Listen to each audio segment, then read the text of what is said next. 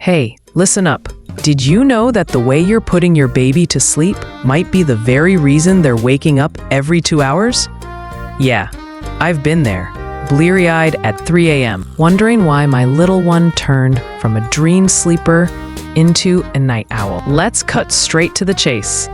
I've made mistakes, big ones, that sabotaged my baby's rest, and I'm betting you might be doing the same without even realizing it. Stick with me because I'm about to unpack 3 common slip-ups that ruin baby sleep, and more importantly, how to fix them before you're downing your 5th toffee by noon. Now, let's dig a little deeper. Ever wonder why your baby suddenly started waking up more after those first sweet, sleepy months? It's not just random, and it's not always teething. Trust me. I blamed those pesky teeth for weeks, only to wait months for them to show up. Here's the kicker. Around 3 to 5 months, babies hit what folks call the 4-month sleep regression. Their sleep patterns mature, shifting from 2 simple stages to 4 complex ones. And at the end of each cycle, they often wake up, partially or fully. That's normal.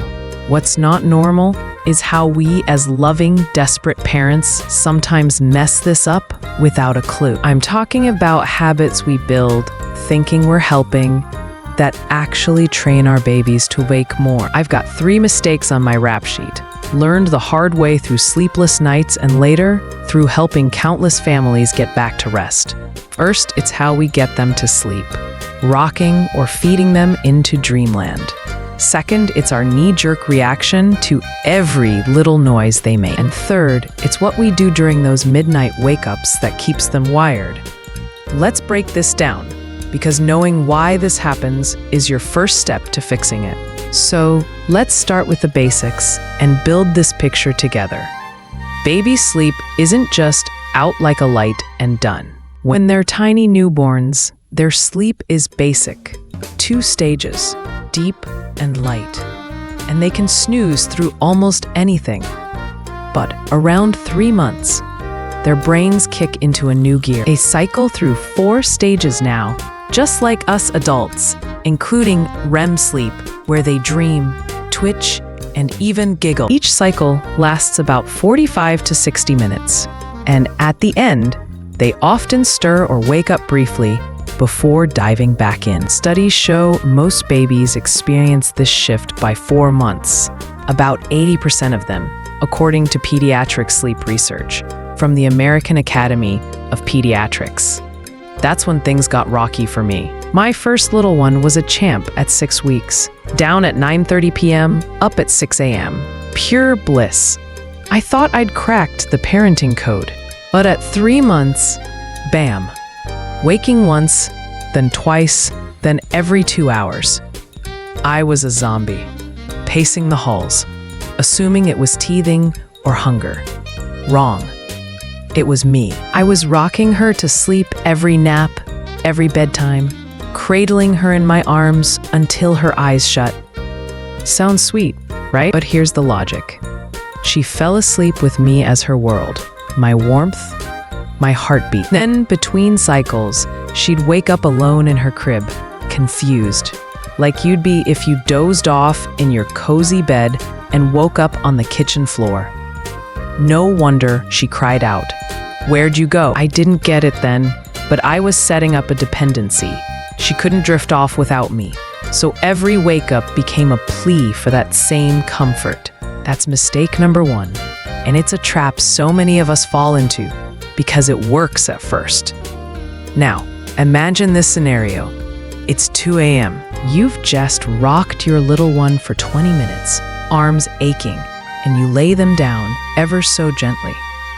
They're out. You tiptoe away, holding your breath.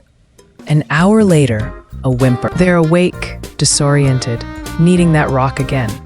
That was my nightly loop. And I didn't see the pattern until I'd done it for weeks. Beyond that, I've seen this with other families.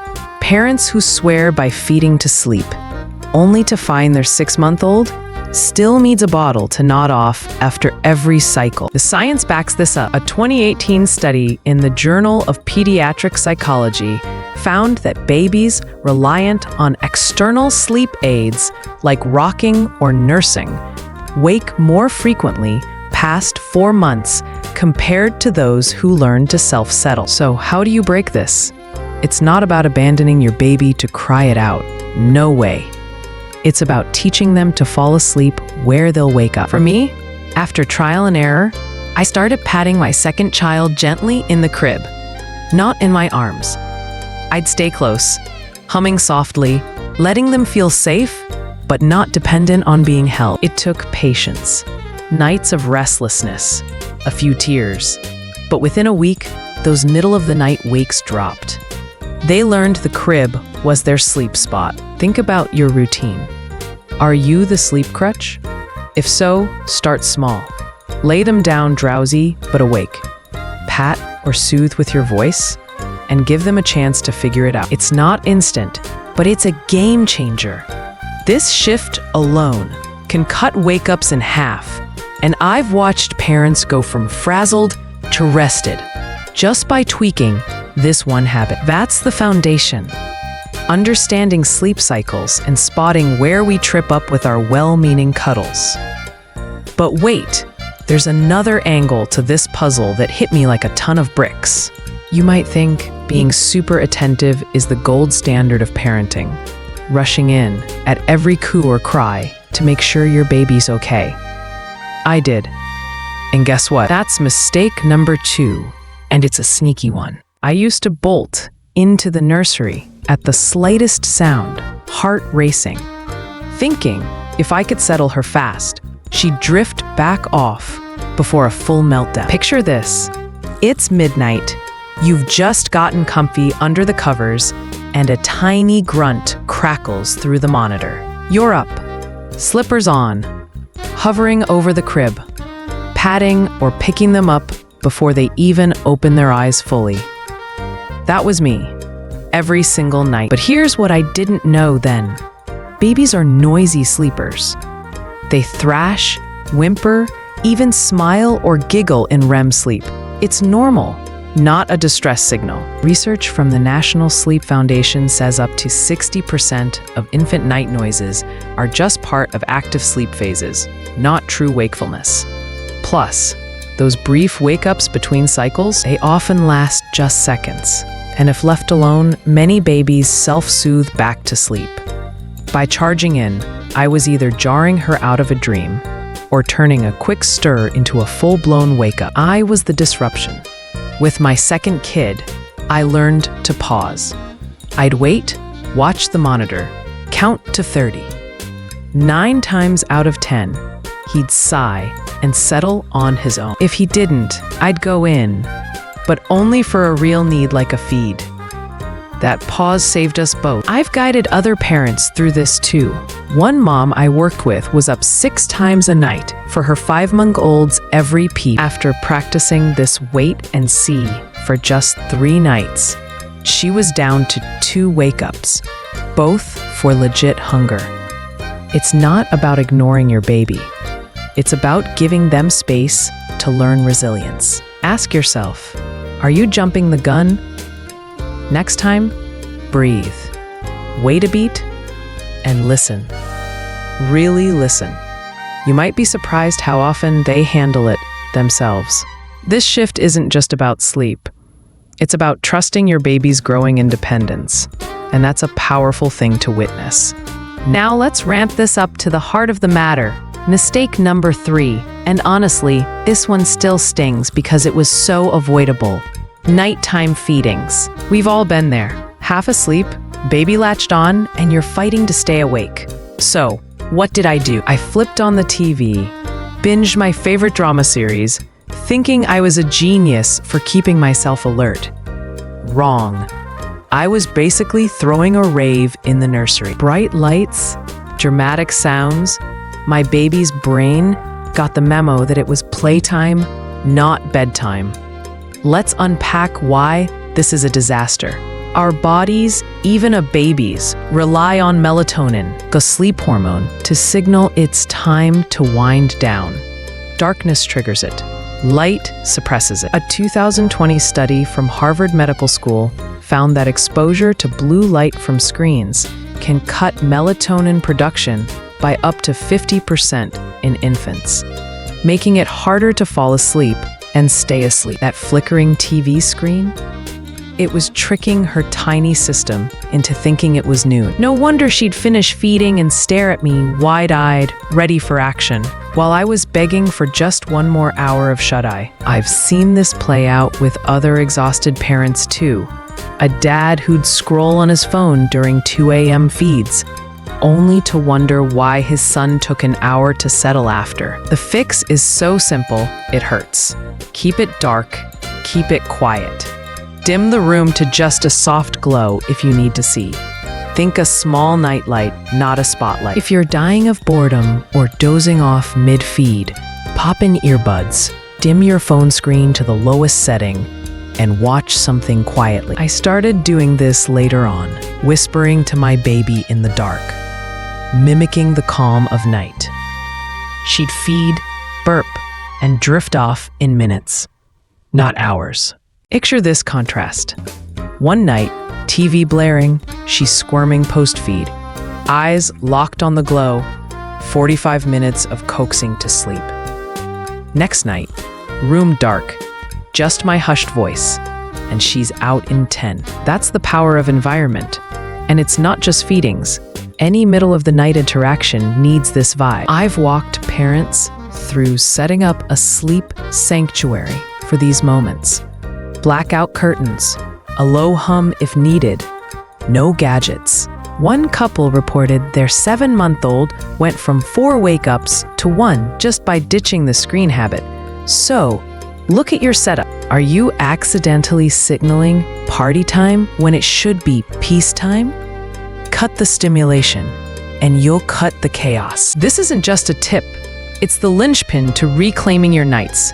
Because when their brain knows it's sleep o'clock, you both win. All right, let's lighten this up with a little chuckle and a bonus gem that I actually got right from the get-go. Here's my confession. I thought turning on late-night shows during feeds was my secret supermom hack. I'd be sitting there, baby in arms, laughing under my breath at sitcom punchlines, feeling like I'd outsmarted exhaustion. Meanwhile, my little one was probably thinking, "Mom, are we watching the finale or napping?" It's hilarious now. But back then, I didn't see I was hosting a midnight viewing party for a newborn. Talk about a rookie move. But here's something I did nail, and it's a lifesaver worth sharing. White noise. I stumbled on this with my first, setting up a little machine in the nursery, and it was like magic.